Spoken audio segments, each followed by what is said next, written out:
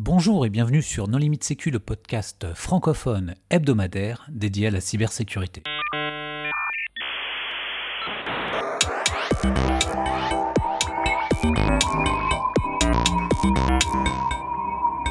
Alors aujourd'hui, nous allons parler du fonctionnement des antivirus avec Renaud Tabary. Bonjour Renaud. Bonjour à toute l'équipe. Pour discuter avec lui, les contributeurs Non Limite Sécu sont Paul Amar. Bonjour tout le monde. Nicolas Rue. Bonjour. Et Hervé Schauer. Bonjour. Alors Renaud, en préambule, est-ce que tu voudrais bien te présenter ? Oui, bonjour, je m'appelle Renaud Tabary. J'ai effectué toute ma carrière dans des sociétés qui traitaient de près ou de loin aux problèmes du malware.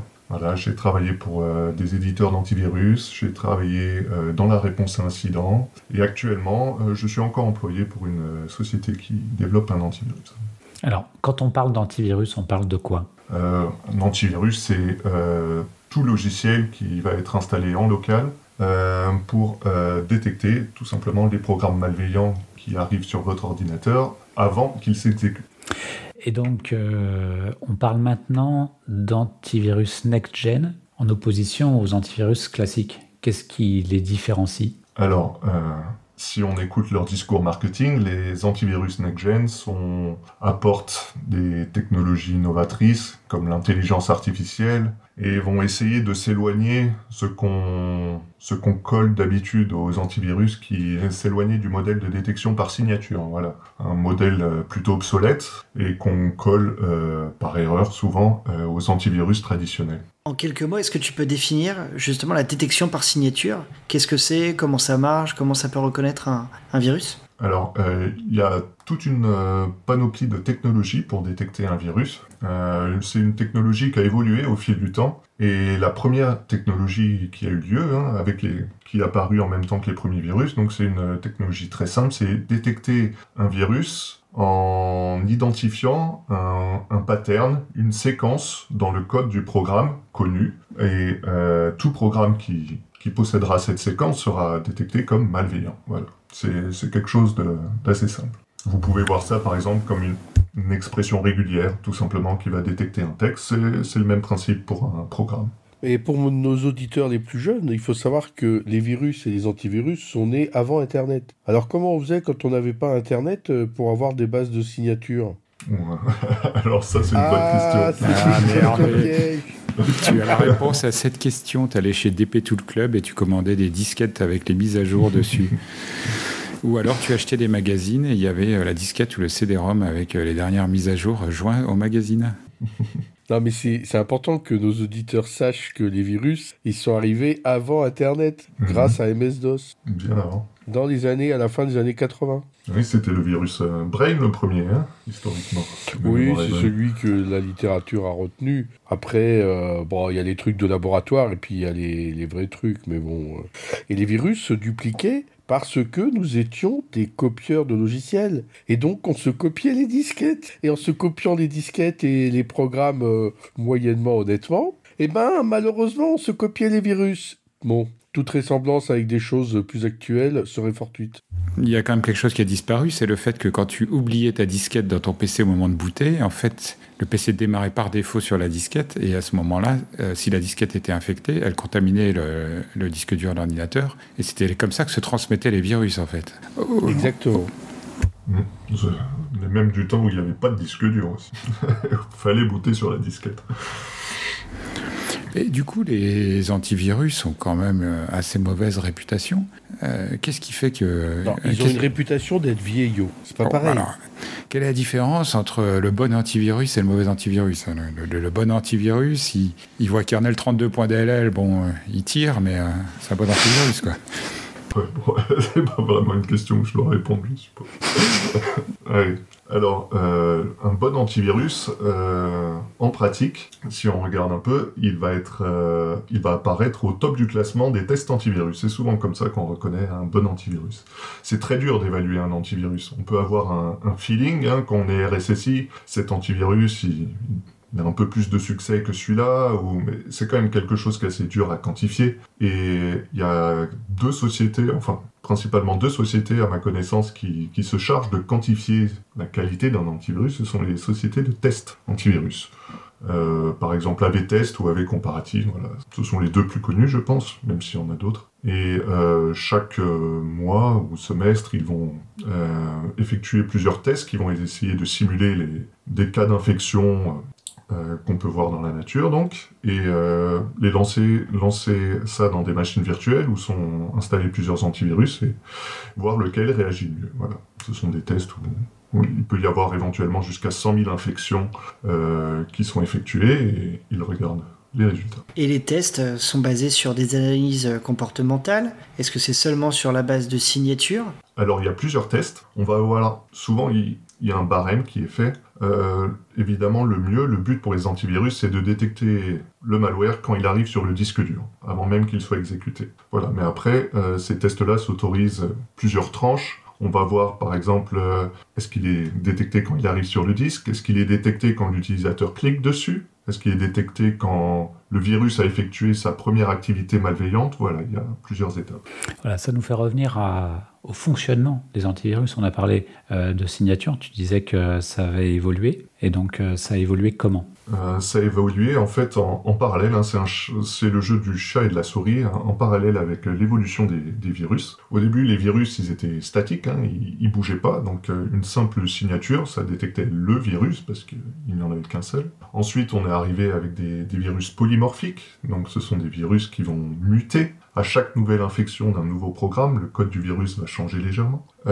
Donc là, il a fallu donc avoir des signatures plus poussées. Et puis ensuite, on s'est mis à avoir des détections par heuristique. Alors, une heuristique, pour faire simple, ça va être une anomalie qu'on va voir dans le programme. Un programme infecté, il ne va pas ressembler trait pour trait à un programme normal. Il va y avoir quelques anomalies. Par exemple, une section va être ajoutée à la fin du programme. Quelques champs du programme, de l'entête du programme vont être modifiés aussi. Les virus font souvent des erreurs et la détection heuristique va se charger de détecter ces erreurs. Est-ce qu'une heuristique reste une signature dans ce cas-là? Alors une heuristique, je qualifierais pas ça de signature. Une heuristique, c'est un bout de programme, ni plus ni moins. C'est quelques lignes de code qui vont détecter une anomalie, une technique. Ça va pas détecter forcément un virus ou une famille, ça va détecter plus une technique. Oui, parce que pour faire mon moment Hervé Schauer, les premiers virus, enfin les virus de deuxième génération plutôt, post-MS-DOS, avaient tendance à modifier des exécutables pour être sûr de pouvoir être relancés. Et chose qui n'existe plus trop aujourd'hui, puisque tous les binaires Microsoft sont signés, par exemple, et la plupart des exécutables sous Windows ou sous macOS, ils le sont tous. Et donc à partir de là, c'est plus difficile de rajouter une section ou d'aller infecter un exécutable légitime, comme ça se faisait dans les années 2000, quoi. Oui, c'est plus difficile, même s'il y a encore quelques infecteurs de fichiers qui sont encore dans la nature. Par exemple, Ramnit, je crois, il tourne encore. Et je ne sais plus, hein, peut-être il n'est plus en activité, mais jusqu'à il n'y a pas si longtemps, son botnet était encore utilisé, donc à des fins malveillantes. Et ça, c'était un infecteur de fichiers. Mais tu parlais d'IA tout à l'heure. Est-ce que l'IA est réellement utilisée ou est-ce qu'on reste au niveau d'heuristique? En gros, est-ce qu'il y a des modèles à l'intérieur des logiciels antivirus aujourd'hui, ou est-ce que le fait que l'absence totale de faux positifs est un objectif ultime pour les antivirus fait qu'on ne peut pas reposer sur l'intelligence artificielle pour prendre des décisions? Alors, l'intelligence artificielle est utilisée dans les antivirus. Alors, je vais parler de celui pour lequel j'ai travaillé le plus longtemps. Je sais qu'il a été mis en œuvre dès 2010-2011, donc avant tous les antivirus next-gen dont on entend parler actuellement. Alors, au début, évidemment, avec beaucoup de précautions, c'était plutôt utilisé pour filtrer des choses ou aider les analystes à faire du tri. Mais maintenant, je ne me trompe pas, je pense quand je dis que la quasi-totalité des antivirus utilisent le machine learning pour faire leur détection. Et donc là, on parle d'intelligence artificielle. Est-ce que c'était du machine learning qui était utilisé avec de l'apprentissage supervisé en se disant voilà finalement des cas de virus, de malware, pour effectivement essayer de diminuer le nombre de faux positifs? Est-ce que c'était typiquement d'autres choses qui étaient utilisées? Alors ça va dépendre de l'antivirus, hein. Il y en a qui vont se baser sur du deep learning, d'autres sur du machine learning. En l'occurrence, j'ai l'impression que c'est quand même plus le machine learning qui fait consensus, parce que c'est un peu plus facile à expliquer. Et expliquer, ça veut dire aussi tracer les faux positifs et mieux les contrôler, forcément. Tu parlais de d'heuristiques, enfin d'antivirus next-gen. Il y en a un qui a défrayé la chronique récemment. Il me semble que ces outils-là utilisent en gros la matrice MitraTac pour détecter en fait des techniques d'attaque plus que des modifications de programme ou des signatures. C'est-à-dire par exemple le fait d'aller je sais pas, faire un write process memory sur le lsass.exe par exemple. Normalement 100% des antivirus du marché le détectent. Est-ce que c'est la différence entre un antivirus ou un EDR? Enfin, est-ce que cette différence fait même du sens? C'est quoi un antivirus next-gen par rapport à un XDR, un MDR? Alors, un antivirus next-gen, c'est avant tout un terme marketing. Ce sont des sociétés donc, qui essayent de se démarquer de cette détection un peu obsolète qui n'est plus, vu que, comme je l'ai dit, les antivirus actuels utilisent tous le machine learning, l'émulation. Ils vont se reposer donc sur le machine learning pour faire de la détection statique, pour la simple et bonne raison qu'ils sont arrivés sur le marché après les antivirus classiques, et donc ils ont 20-30 années d'historique de virus à détecter et à rattraper, et ça c'est très difficile à faire, et le machine learning ça permet de le faire quand même relativement rapidement. Et effectivement, en parallèle de ça, ils vont aussi beaucoup mettre l'accent sur tout ce qui est détection dynamique, en temps réel, ce qu'on appelait autrefois dans les antivirus le HIPS, le Host Intrusion Prevention System, donc qui existait aussi dans les antivirus classiques, qui existe toujours, mais eux, ils vont mettre l'accent encore plus là-dessus. Donc effectivement, tout ce qui est détournement ou détournement d'appel système pour détecter l'activité d'un malware en temps réel et le bloquer.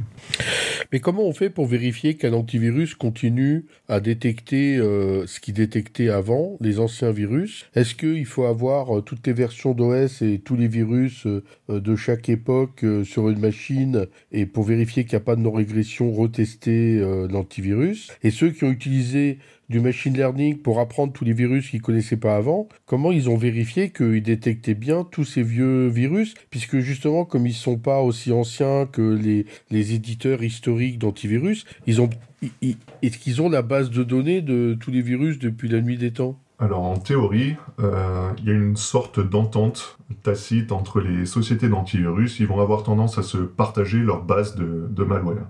C'est du donnant-donnant. Je te donne la mienne et tu me donnes la tienne. Et ensemble, on va détecter plus de choses. Ça, c'est la théorie. En pratique, c'est pas toujours aussi idyllique, évidemment. Mais en tout cas, je pense que ces sociétés-là ont accès, en tout cas, à une partie de cette base de données historique. Il y a des formats standards. Par exemple, on se partage les bases de données. Est-ce qu'il y a un format qui est utilisé par toute la communauté, toute l'industrie? Alors, il y a quelques initiatives. Alors, un format standard, je pense, c'est un grand mot. Il y a quelques initiatives qui ont eu lieu. Après, en pratique, c'est pas vraiment standardisé. Ça va être du FTP qu'on va télécharger tous les jours à heure régulière et qu'on va ingérer.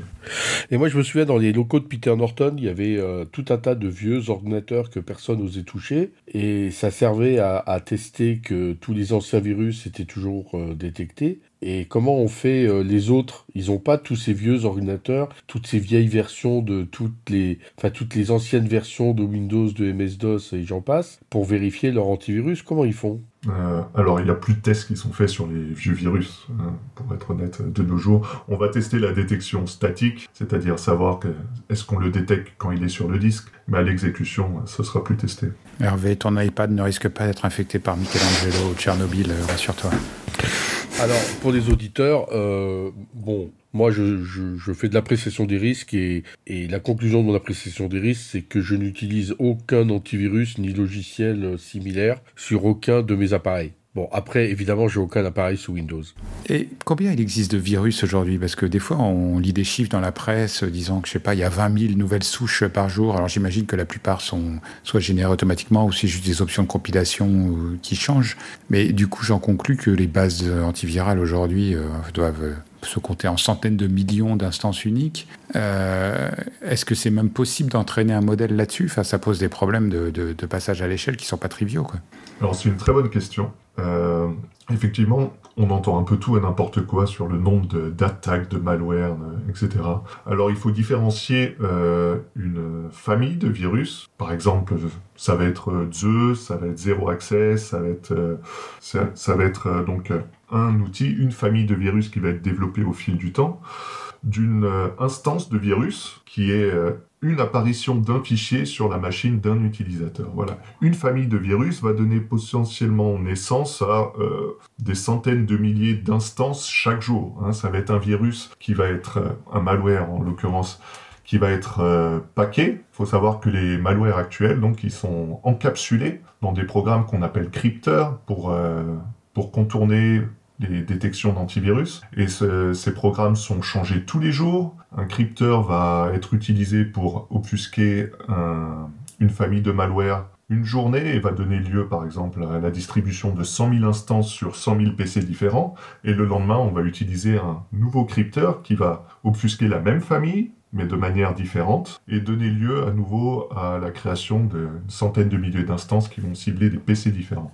Donc une famille, en l'occurrence, peut donner naissance à des millions d'instances de fichiers, de samples, et c'est pour ça qu'on voit souvent des chiffres énormes, alors que le nombre de familles de malware est plutôt restreint. Et donc un crypteur, ça chiffre un exécutable, ou en tout cas un fichier malveillant, et ça a juste un bout de code qui, au moment d'être exécuté, va, par exemple, charger ça en mémoire, le déchiffrer, le décoder, que sais-je, et l'exécuter en mémoire, par exemple, pour contourner un antivirus, ou il y a d'autres techniques qui sont largement utilisées à l'heure d'aujourd'hui? Autres techniques? Pardon, ça m'a un peu bloqué. Oui, c'est un peu le système des poupées russes, effectivement. Donc l'antivirus, lui, il va essayer de détecter le malware quand il arrive sur le disque, c'est-à-dire il va voir la grosse poupée, l'extérieur de la grosse poupée, qui sera effectivement le crypteur. Et lui, à l'intérieur, va contenir soit le malware directement, soit encore un autre crypteur qui lui-même va contenir un autre crypteur. Et à la fin seulement, on aura le malware en question. Et comment on passe d'une couche à l'autre, d'une poupée à l'autre, ça va être par des techniques, comme tu l'avais très bien dit, d'injection mémoire, de chargement du process. Et entre-temps, effectivement, le crypteur, s'il peut, il va essayer de désactiver les protections antivirales installées sur la machine, s'il y arrive. Et les antivirus, ils effacent le virus? Alors, un bon antivirus n'effacera pas le virus. Il le mettra gentiment en quarantaine, parce qu'un antivirus sait c'est pas impossible qu'il puisse faire une erreur, donc il sera mis en quarantaine, l'utilisateur sera notifié, et à l'utilisateur de prendre la décision. Et depuis quelques années, on parle beaucoup de malware fileless. De quoi on parle dans ce contexte? Alors, un malware fileless, ça va être un malware qui va laisser peu ou prou de traces sur le disque. Donc, ça va être une exécution qui a lieu entièrement en mémoire. Alors, c'est pas quelque chose d'entièrement nouveau, avec tout ce qui est Meterpreter et compagnie, c'est quelque chose qu'on connaît. Et effectivement, les développeurs de malware utilisent aussi ces techniques, bien évidemment. Tout à l'heure, tu parlais de la quarantaine. Comment ça fonctionne d'un point de vue antivirus? C'est-à-dire, il va y avoir l'exécution d'un virus, l'antivirus le flag. Qu'est-ce qui se passe? Il prend le process, il fait un kill-9 dessus, il récupère l'exécutable ou que sais-je et il le met dans une zone protégée, read-only uniquement. Comment ça fonctionne un petit peu d'un point de vue internals? Alors c'est pas si simple, déjà de tuer un processus parce qu'il faut savoir quel processus. Peut-être l'antivirus a détecté le malware, mais est-ce que le malware a été exécuté directement ou est-ce qu'il est arrivé par exemple à la fin lors de l'installation d'un logiciel, par exemple? Dans ce cas-là, il va peut-être falloir tuer toute l'installation. Donc la première tâche de l'antivirus, ça va être de reconstruire toute la chaîne d'exécution qui a mené à l'exécution de ce virus, la tuer effectivement et mettre tous les fichiers qu'il a trouvés au passage, enfin ceux qu'il juge malveillants, effectivement dans un répertoire spécial, protégé, et les fichiers vont être stockés dedans, chiffrés. Alors ce sont souvent des chiffrements assez basiques, le but c'est pas de résister à la NSA, c'est simplement que personne n'exécute à nouveau le malware par erreur et que l'antivirus est vraiment le contrôle du malware en quarantaine. Mais pourquoi est-ce que les antivirus ont besoin d'autant de privilèges du coup sur la machine? Enfin, s'il s'agit juste de tuer un process et copier un fichier, est-ce qu'ils ont besoin d'avoir des pilotes noyaux? Est-ce qu'ils ont besoin de faire des choses assez sales comme le faisait un antivirus russe qui avait des techniques de trampoline dans le noyau Windows assez obscures? Et est-ce que tout ça, ça va pas disparaître? Parce que là, Microsoft a l'air assez fâché quand même et ils ont fermement l'intention d'interdire tout ce qui est accès au noyau et de passer en mode, on va dire, macOS, téléphonie mobile. Enfin, je sais pas quel est le bon exemple à prendre, mais bon. Siffler la fin de la récré, quoi. Alors c'est une bonne question. Effectivement, dans un monde parfait, l'antivirus se limite simplement à scanner des fichiers ou un processus à la création, et pour ça, il n'a pas besoin de privilèges forcément très élevés. Après, il faut voir qu'il y a certains antivirus qui sont plus spécialisés dans les HIPS, détection dynamique. Alors ceux-là, ils vont avoir tendance à installer plus de sondes, notamment des sondes dans le noyau, pour voir passer plus d'événements, parce que c'est une partie intégrante de leur moteur de détection. Ils vont se concentrer sur la chaîne d'événements suspects, plus que sur un contenu de fichier suspect. Et aussi, il faut aussi voir qu'un antivirus a aussi des contraintes très élevées de performance. Il faut que ça s'exécute vite. Et la conséquence de ça, c'est qu'il ne peut pas scanner tout à tort et à travers. L'antivirus pour lequel je travaillais, par exemple, on avait pour consigne de ne jamais scanner, si on pouvait, un fichier dans son intégralité, pour des questions de performance. Peut-être quelqu'un va scanner un lecteur réseau en entier, et si on se met à lire tous les fichiers du début à la fin, ça aura des conséquences catastrophiques. Et du coup, pour savoir ce qu'il faut scanner ou non, eh ben, là encore, les sondes noyaux sont quand même assez pratiques. On va détecter tout ce qui est louche, plus que malveillant, et à ce moment-là, l'antivirus va se réveiller et va lancer toute une chaîne de scan plus coûteux que ce qu'il ferait simplement lorsque le fichier est arrivé sur le disque, par exemple. Et comment on sait... Pardon, je voulais répondre à la deuxième partie de la question également. Microsoft, ça fait depuis de nombreuses années qu'il sert de plus en plus la vis. Au début, c'était un peu le Far West. Les antivirus faisaient tout ce qu'ils voulaient, ils patchaient à droite, à gauche, sans vraiment se préoccuper de ce qu'ils faisaient. Qui a déjà utilisé GMER, par exemple, pour faire de la réponse à incident avec un antivirus installé, a déjà maudit les antivirus parce qu'il faisait clignoter tous les détecteurs de rootkit. Et par contre, oui, depuis plusieurs années, Microsoft sert la vis de plus en plus. Pour une société d'antivirus, c'est de plus en plus dur de se faire approuver par Microsoft. Ils ont vraiment une checklist à respecter qui grandit et grandit avec le temps, et ça devient très très dur pour les petites sociétés d'antivirus qui n'ont pas la main-d'œuvre forcément de respecter toute cette checklist. Parce que la checklist te donne accès à quoi à partir du moment où tu l'as checké? C'est-à-dire que Microsoft est en capacité de signer tes binaires ou te donner à des accès, par exemple, pour que tu puisses exécuter du code dans le noyau. Qu'est-ce qui te donne accès exactement? Alors effectivement, d'abord il va signer le driver de l'antivirus, ça c'est important, et il va notamment le signer de manière à ce que cet antivirus puisse être reconnu comme antivirus dans Windows. Sinon, Windows Defender refusera de se désactiver au profit du nouvel antivirus, si cette checklist n'est pas respectée. Et quel est le niveau de contrôle qualité que vous faites? Enfin, il y a quand même quelques accidents assez notables. Il y a des antivirus qui effaçaient, pas kernel32.dll que je citais tout à l'heure, mais il y en a qui ont effacé des fichiers totalement légitimes de Windows, et ça pose quand même des questions sur sans parler de conserver des machines archaïques, mais juste au moins le passer sur un Windows à jour et vérifier que la machine reboot, quoi. Alors, c'est une bonne question. Chaque antivirus a son vilain petit canard, a son histoire où il y a une bourde. Et même dans les boîtes d'antivirus, souvent, chaque développeur a fait une erreur à un moment. Moi, j'ai la mienne, par exemple. Quand j'ai débuté, j'ai fait mon erreur comme tout le monde.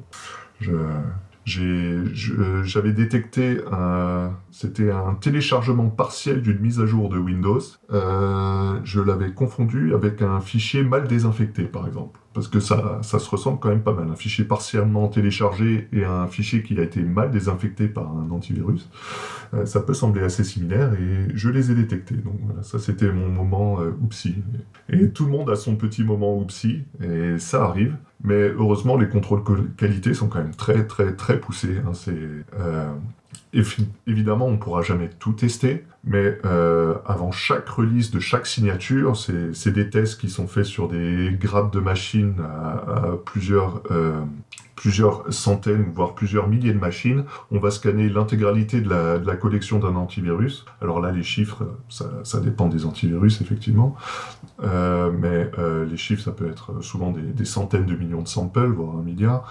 Et on va aussi avoir les tests dynamiques, évidemment. Les antivirus vont tester, là ça va être plutôt manuel, tester sur des machines nouvelles, sur des machines dans différents environnements avec tous les systèmes d'exploitation, c'est vraiment une énorme machinerie. Oui. Et d'un point de vue déploiement, est-ce qu'après c'est des déploiements parcellaires, un petit peu façon déploiement Canary? Typiquement, il y a 5% du parc, en tout cas, qui se met à jour, et ensuite après, au fur et à mesure, le reste des machines met à jour sa base de signature. Comment ça fonctionne? Ou alors c'est du Big Bang, et potentiellement ça peut tout faire craquer? Alors, je peux que parler pour les sociétés d'antivirus pour lesquelles j'ai travaillé. Et pour celles-là, oui, c'était parcellaire. Hein. C'était effectivement au début une centaine d'utilisateurs, ensuite 1000, ensuite 10 000. Tout ça se fait de manière automatique, évidemment. Et il faut faire aussi attention à chaque région du monde, parce qu'on ne va pas avoir les mêmes erreurs selon des versions différentes de Windows. Donc ça, c'est répété pour chaque version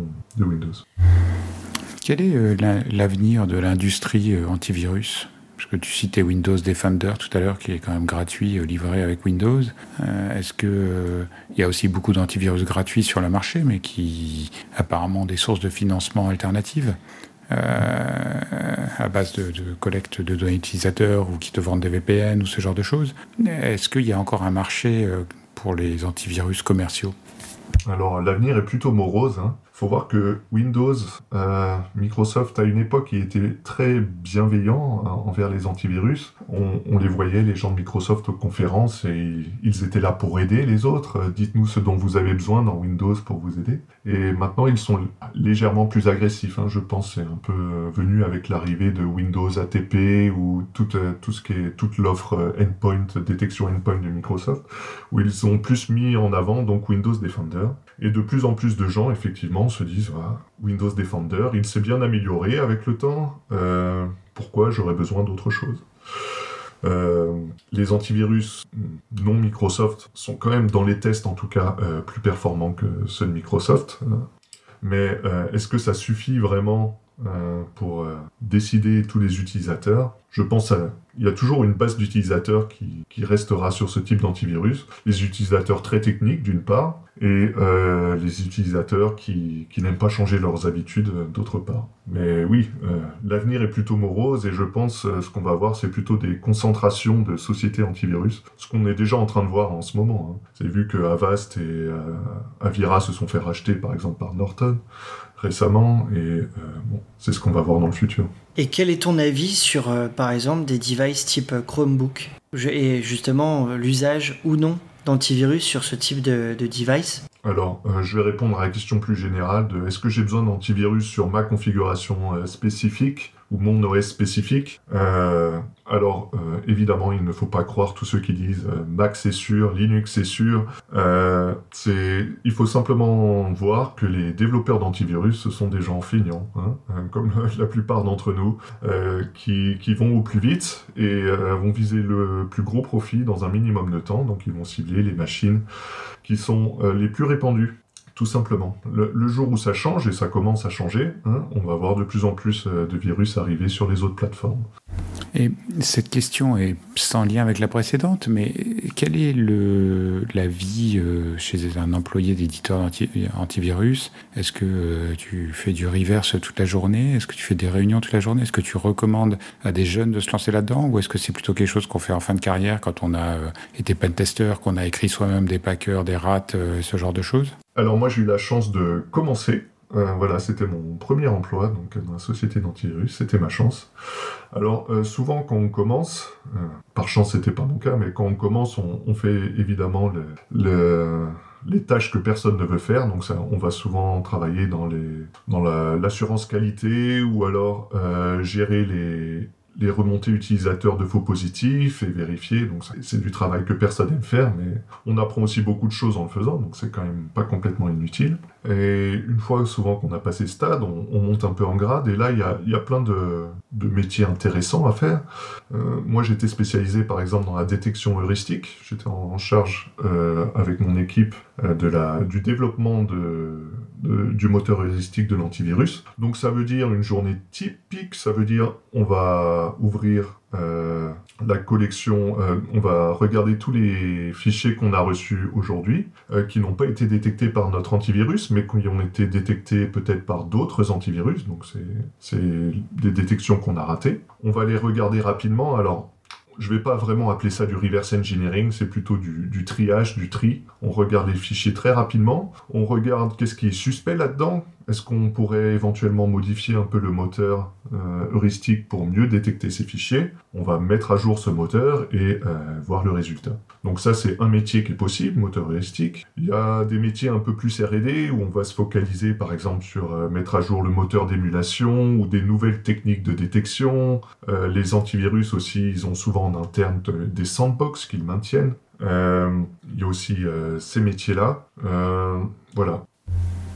Et la question quand même se pose par rapport au mobile, parce que ça c'est quelque chose qui est devenu populaire, peut-être contrairement au Chromebook, peut-être, je sais pas. Aujourd'hui, comment vous avez géré l'arrivée des applications mobiles malveillantes ? Alors le mobile, c'est assez frustrant pour un éditeur d'antivirus, parce que sur Android, on peut quand même pas faire grand-chose.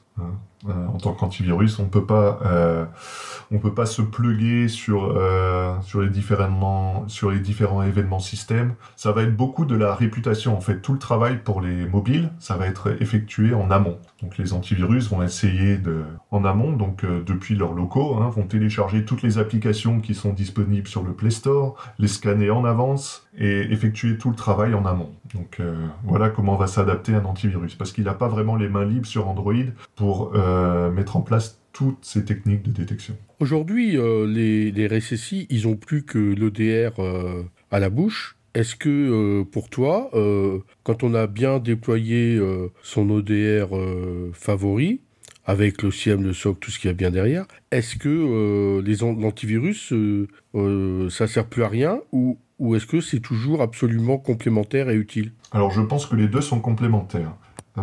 Faut voir que les menaces actuelles, tout ce qui est ransomware, etc., ils vont beaucoup se reposer sur des outils qui sont pas malveillants. Par exemple, on va les voir utiliser des outils comme AirClone pour exfiltrer des données ou BitLocker pour chiffrer le disque. Donc là, effectivement, l'antivirus sera pas très efficace dans ces cas-là, parce que ce sont des logiciels qui sont sains par définition. Et effectivement, ils ont de la détection dynamique également, mais ce sera peut-être pas aussi poussé qu'un EDR qui va se concentrer uniquement sur ça. Mais de l'autre côté, l'antivirus va détecter aussi énormément de choses. Et c'est très important pour une entreprise de focaliser tous ces moyens sur les 0,001% de la surface d'attaque très sophistiquée, mais si elle veut vraiment se focaliser là-dessus, il faut quelqu'un qui nettoie tout le reste. Et pour ça, l'antivirus, on n'a pas encore trouvé mieux, malheureusement. Il va vous détecter 99,999% de ce qui circule en ce moment. Toutes les infections un peu bêtes, la secrétaire qui double-clique sur la pièce jointe, tout ce qui n'est pas très sophistiqué sera détecté et ça permettra donc aux équipes de sécurité de se focaliser sur l'important. Alors avant de terminer sur les fameux tests et les évaluations d'antivirus, est-ce que ces classements sur lesquels tout le monde veut être premier, est-ce que ça fausse pas le contenu et le fonctionnement de l'antivirus lui-même ? Alors effectivement, ces tests, ils sont un petit peu artificiels. Alors, ils ont le mérite d'exister, c'est même ce qu'il y a de mieux en ce moment pour évaluer un antivirus, mais il faut voir que c'est des conditions de test qui sont pas toujours très représentatives de ce qui se passe dans la nature. Et il faut aussi voir que la compétition dans ces tests, elle est extrêmement serrée. La différence entre une première place et une dernière place dans un test antivirus comme AV-Test ou AV-Comparative, ça se joue souvent à 1 ou 2 faux positifs parfois. Donc les antivirus, ils vont avoir tendance à être un petit peu frileux, très frileux, voire trop frileux, pour ne pas plonger dans ces tests. Alors c'est un comportement qu'on peut vouloir ou non. Quand on est une société qui ne peut pas se permettre le moins de faux positifs, c'est une bonne chose. Quand on est une entreprise qui, elle, par contre, va ne pas pouvoir supporter la moindre infection, mais peut se permettre quelques faux positifs, ça va être plus ennuyeux. Par exemple, cette frilosité des antivirus qui est directement liée à ces tests. Mais c'est pas configurable pour l'utilisateur ? Oui et non, on peut changer le mode d'agressivité de l'antivirus, mais ça va plutôt gérer quel type de technique est employé, plus que son accommodation à des faux positifs. Ok Renaud, est-ce que tu voudrais apporter le mot de la fin? Pour le mot de la fin, j'aimerais clarifier, j'espère que j'ai été assez clair donc, sur la différence entre antivirus next-gen et antivirus classique, qui est avant tout une différence marketing. Un antivirus classique va utiliser les mêmes techniques qu'un antivirus next-gen, les utilise souvent même depuis plus longtemps. Et avant de choisir quelle solution de détection vous allez utiliser, n'écoutez pas trop le discours marketing, faites-vous une opinion par vous-même, regardez les tests scientifiques approuvés, et voilà, faites-vous votre idée. Eh bien Renaud, merci beaucoup d'avoir accepté notre invitation, merci aux contributeurs. Chers auditeurs, nous espérons que cet épisode vous aura intéressé et nous vous donnons rendez-vous la semaine prochaine pour un nouveau podcast. Au revoir. Au revoir. Au revoir.